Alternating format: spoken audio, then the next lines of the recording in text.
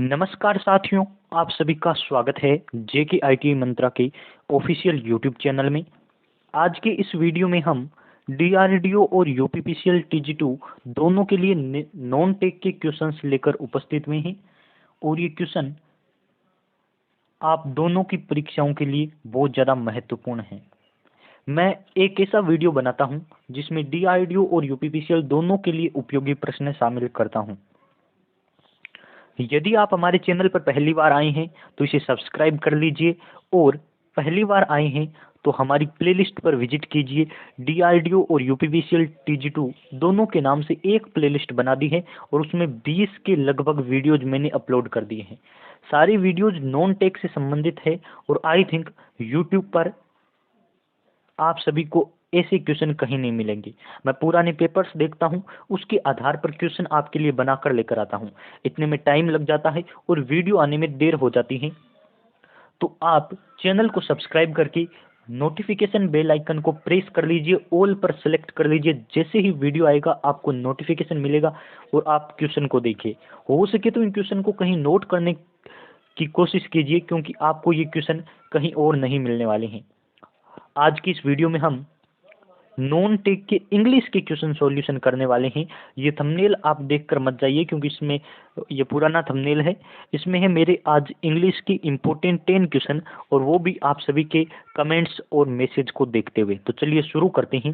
Video को like जरूर करें यदि हम आपको लगता है आपके लिए बेस्ट कंटेंट जिसकी आपको आवश्यकता है वैसे कंटेंट आपको प्रोवाइड करवा रहे हैं। तो चैनल को सब्सक्राइब कर लीजिए और एक लाइक वाला बटन जरूर दबाएं और अपने फ्रेंड्स के साथ हो सके तो शेयर कीजिए, ताकि हम आगे आपको इसी प्रकार की नोटिफिकेशन वीडियोज प्रोवाइड करवा सकें। एक बार आप डीआरडीओ सेप्टेम 10 और यूपीपीसीएल टीजी2 दोनों की एक प्लेलिस्ट बनी है, उस पर विजिट जरूर कर लीजिए। आई थिंक और मैं पूरा श्योर हूं कि आपको कंटेंट जरूर पसंद आएगा। चलिए शुरू करते हैं।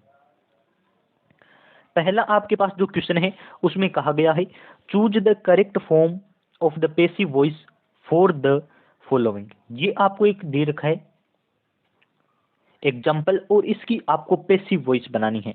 पैसिव वॉइस में आप सभी को पता है क्या करना होता है। जो सब्जेक्ट होता है उसे ऑब्जेक्ट बना दीजिए और जो ऑब्जेक्ट होता है उसे सब्जेक्ट बनाना होता है। तो चलिए वैसा ही हम करते हैं। एकदम स्टेप बाय स्टेप करेंगे। जो आपका सब्जेक्ट है हर हर हर को जब हम ऑब्जेक्ट बनाएंगे तो वो सी बन जाएगा। तो पहले आपको कुछ नहीं करना है, पहले आपको जो ऑब्जेक्ट दे रखा है सेंटेंस की उसकी पहचान करनी है। तो ऑब्जेक्ट आपका हर है और हर को जब आप सब्जेक्ट बनाएंगे तो वो आपका क्या बनेगा, सी। यानी कि जिसमें भी सब्जेक्ट के तौर पर सी रखा है वो सही आंसर होगा। यानी कि चारों में सी रखा है, यानी कि आपको चारों एक बार आंसर हो सकते हैं, इतना मान के चलिए। फिर आपको क्या करना है, चलिए मैं आगे वाला स्टेप बताता हूं। जब आपका सी हो गया तो उसके बाद आपका बनेगा, सेकंड फॉर्म में दे रखा है तो आपके वाज वर लगेगा। जब भी एक्टिव में सेकंड फॉर्म दे रखी हो तो आपको पैसिव बनाते समय वाज वर लगाना है। तो आपको देखना है वाज किस में दे रखा है, तो आप कहेंगे वाज ऑप्शन नंबर सी में दे रखा है, यानी कि ये आपका आंसर होगा। आगे भी आपको कर कर बताता हूं। जब वाज आ जाए तो आपको थर्ड फॉर्म लगानी है, और ये वाली थर्ड फॉर्म दोनों की सेम होती है तो आप सेम कॉपी करके लिख देंगे। उसके बाद स्कूल आपका सेम रहेगा और हर स्कूल इसका यहाँ जो है सब्जेक्ट है वो ऑब्जेक्ट बन जाएगा बाई लगकर। तो बनेगा she was explained by her school. इस प्रकार से आप बारीकी से यूं चुटकियों में 30 सेकंड के अंदर आंसर ला सकते हैं। अभी मैंने आपको समझाया इसलिए ज्यादा टाइम लग गया होगा। चलिए अगले क्वेश्चन की बात कर लेते हैं। अगला जो आपका क्वेश्चन है उसमें कहा गया है, recognise the type of adverb of the bracketed verb. तो ये आपको देखने यूजुअली यूजुअली आपको तो पहले तो पता होना चाहिए किसकी एडवर्ब है, क्योंकि जब टेंस के क्वेश्चन आएंगे तो आपको आवश्यकता होगी। तो ये एक प्रकार की प्रेजेंट सिंपल की टेंस है, प्रेजेंट सिंपल की टेंस एडवर्ब है। अब आपको देखना है एडवर्ब है किसकी। तो he usually speaks rude to me, यानी कि वह मुझसे ऐसे रूड टाइप में बात करता है या गुस्से टाइप में होकर अकड़ू होकर बात करता है। यानी कि यह दिखा रहा है यूजुअली, यानी कि आपको दिखा रहा है ये बार बार जब भी आप उससे मिलते हो या जब भी आप उससे बात करते हो तो वह रूडली बात करता है। तो ये एक एडवर्ब है, एडवर्ब ऑफ नंबर या एडवर्ब ऑफ फ्रीक्वेंसी। चलिए अगले क्वेश्चन की बात कर लेते हैं। तीसरा जो आपका क्वेश्चन है उसमें कहा गया है fill in the blank with an appropriate proposition. तो आपको एक प्रोपोजिशन भरना है और आपको क्वेश्चन देखते ही समझ आ जाएगा कौन सा प्रीपोजिशन आएगा। पहले तो आपको प्रीपोजिशन के अर्थ पता होने चाहिए। Her house is two hills and a lake, तो वह कह रहा है कि उसका घर है ना टू हाउस और एक लेक के या बाद में ही बीच में है। तो आप कहेंगे हाँ बीच में वाला हो सकता है कि दो पहाड़ों और एक तालाब के बीच में है, तो बिटवीन आएगा। चलिए अगले क्वेश्चन की बात कर लेते हैं। जो आपका पांचवा क्वेश्चन है उसमें आप कह सकते हैं choose the correct form of passive voice. फिर से पैसिव वॉइस आ गया। They will not accept your credit card. तो जो आपका योर क्रेडिट कार्ड है ये आपका ऑब्जेक्ट है, जो वर्ब के बाद होता है वो ऑब्जेक्ट होता है। तो वर्ब आपकी एक्सेप्ट है, एक्सेप्ट के बाद योर क्रेडिट कार्ड आया है, ये आपका ऑब्जेक्ट है। तो आप इसे सब्जेक्ट बनाएंगे, सेम का सेम लिख दीजिए योर क्रेडिट कार्ड। जब आप इतना लिख देते हैं तो ये सब में लिख रखा है, यानी कि ये आंसर हो सकता है। उसके बाद विल वाली हेल्पिंग वर्ब आई है। जब भी विल वाली आती है तो आपको क्या करना है, विल वाली होती है उसमें विल प्लस बी लग जाता है। पैसिव बनाते समय विल प्लस बी, तो विल प्लस बी आप कहेंगे पहले वाले में दे रखा है। नोट हमेशा हेल्पिंग वर्ब के बाद आएगा, इसलिए विल के बाद नोट और बी आएगा, तो ये आप इजीली कर सकते हैं। और किसी में बी नहीं दे रखा, इसमें बी दे रखा है लेकिन वी का वुड कर दिया यानी कि पास्ट कर दिया, ये आपको ध्यान रखना है। जब मैं एक्टिव पैसिव करवाऊंगा आपको कभी यूट्यूब पर तो एक्सप्लेन करेंगे, अभी आपको इतने स्टेप ध्यान रखने हैं ताकि आपके एग्जाम में क्वेश्चन सही हो जाए। अगला जो आपका क्वेश्चन है उसमें कहा गया है choose the correct form of indirect speech. और इनडायरेक्ट स्पीच में क्वेश्चन देखिए आप किस प्रकार का है। The man said this palace is very beautiful.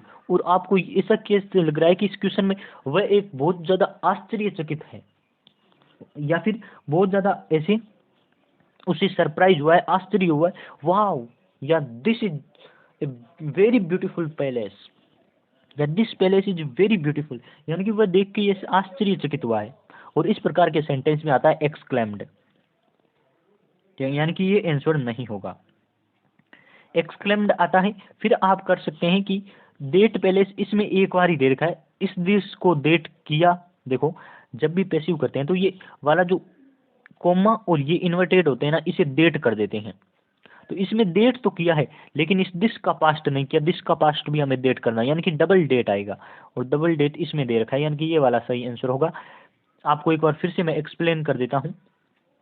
जब हम इन्वर्टेड कोमा को हटाते हैं ना तो उसकी जगह तो आता है ये इन्वर्टेड कोमा आपको दे रखा है, इसकी जगह आएगा एक डी डेट वाला। फिर जब दिस को भी पास्ट करेंगे यानी कि इनडायरेक्ट में टेंस बदल जाती है तो दिस की भी पास्ट होगी, यानी कि वह डेट हो जाएगी। तो दो डेट आने चाहिए, ये इसमें आ रखे हैं। अगला जो आपका क्वेश्चन है उसमें कहा गया है choose the correct form of passive voice for the following. इसमें कहा गया है I am driving a car. तो I am driving a car में एक कार जो आपके वर्ब के बाद आई है ये आपका ऑब्जेक्ट है। जब आप पैसिव करेंगे तो ये आपका सब्जेक्ट बन जाएगा ए कार। एम ड्राइविंग वाली यानी कि प्रेजेंट कंटिन्यूज की हेल्पिंग वर्ब को जब पास्ट में बनाते हैं तो इसमें बन जाती है ए कार, आपका सिंगुलर है, इसके साथ आएगा इज और फिर लग जाता है बीइंग, इज बीइंग। फिर आपके थर्ड फॉर्म आती है, पैसिव में हमेशा ही थर्ड फॉर्म आती है इसलिए बीइंग लगा है और ये वाला ऑप्शन एकदम सही है। इतना यदि आप कर लेते हैं, वर्ब तक आप कन्वर्ट कर लीजिए, फिर आपका आंसर एकदम सही हो जाएगा। अगले में आपको करना है select the idiom that can best suitable for bracketed word in the sentence below given.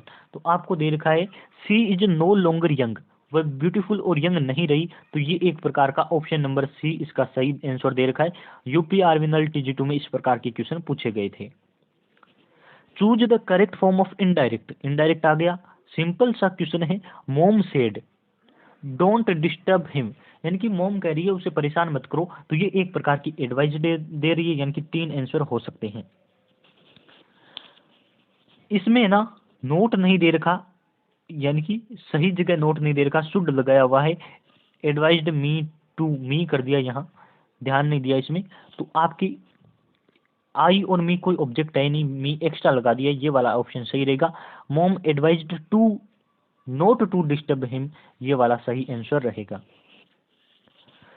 अगला जो आपका लास्ट क्वेश्चन है उसमें कहा गया है fill in the blank with an appropriate preposition. I have known him a long time, यानी कि वह कह रही है मैं उसे बहुत लंबे समय से जान रही हूँ, और यदि कोई समय दे रखा हो तो उसमें आता है या तो सिंस या आता है फॉर, और प्रीपोजिशन में फॉर होता है, तो ऑप्शन नंबर सी की तरफ आपको जाना है। इसी प्रकार की वीडियोज के लिए हमारे चैनल को सब्सक्राइब कर लीजिए और हमारी प्लेलिस्ट पर जरूर विजिट करते रहें। हम आपको इसी प्रकार की इंफॉर्मेटिव वीडियोज प्रोवाइड करवाते रहेंगे।